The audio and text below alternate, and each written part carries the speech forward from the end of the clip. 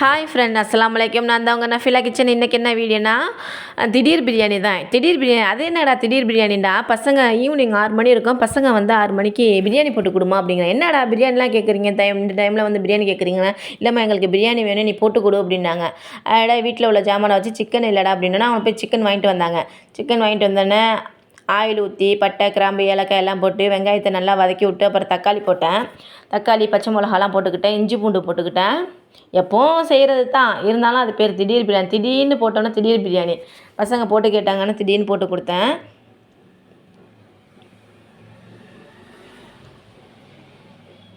மஞ்சத்தூள், மிளகாத்தூள், கரம் மசாலா எல்லாம் போட்டுக்கிட்டேன். பிரியாணி மசாலாவும் போட்டுக்கிட்டேன். தயிர் ஊற்றிக்கிட்டேன். கோழி போட்டேன். நம்ம பார்த்து செய்கிறதுக்குள்ளே ஏதோ மிஸ்டேக் ஏற்படும். நான் கடன்னு போட்டேன். என்ன ஜாமான் இருக்குது, ஏது ஜாமான், நெய் கூட இல்லை. நெய் கிடையாது, நெய் ஊற்றாம தான் செஞ்சேன் இந்த பிரியாணி. ஆனால் நான் செம்ம டேஸ்ட்டாக இருந்துச்சு. நான் பொய் சொல்ல, நெசமாக தான். பசங்க தின்னாங்க. சட்டியே சுத்தமாக காலி ஆகிடுச்சு. சுத்தமாக அந்த போட்ட உடனேயே பசங்க எடுத்து சாப்பிட்டாங்க. செம்மையாக இருந்துச்சு. அதான் சொல்லுவாங்க, பார்த்து செஞ்சால் கூட ஏதோ குறை இருக்கும். நம்ம தடபடலாம் செஞ்சோன்னு வச்சிங்களேன், அதில் எதுவுமே ஏதாச்சும் ஒரு குறை சொல்லிவிடுவாங்க. நம்ம எப்போயாச்சும் திடீர்னு வீட்டில் ஏதாச்சும் சிம்பிளாக செய்யலான்னு சொல்லிட்டு போனால் அதுதான் அவ்வளோ டேஸ்ட்டாக இருக்கும். செம்மையாக இருந்துச்சு பிரியாணி. நீங்களே இதை ட்ரை பண்ணி பாருங்கள்.